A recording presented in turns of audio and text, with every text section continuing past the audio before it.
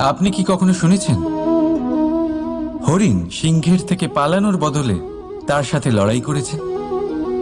হরিণ সিংহকে আক্রমণ করেছে, কখনো শুনেছেন? কখনো না।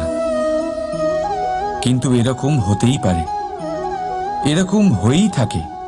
আর এটা তখনই হয় যখন হরিণের শাবক বিপদে পড়ে। যখন তার সিংহের কবলে পড়ার ভয় থাকে, তখন হরিণীও এসে সিংহের সাথে লড়াই করতে থাকে। কারণ সে একজন মা, আর মা তার সন্তানের জন্য সবকিছু করতে পারে।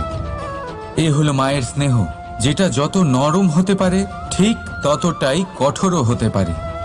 আর তার সন্তানের মঙ্গলের জন্য সে ক্রোধের সমস্ত সীমা পার করে তার সন্তানকে রক্ষা করেই ছাড়বে। আর সেই জন্যই তো মাকে সন্তানের জীবনে সবথেকে বড় ঢাল বলা হয়।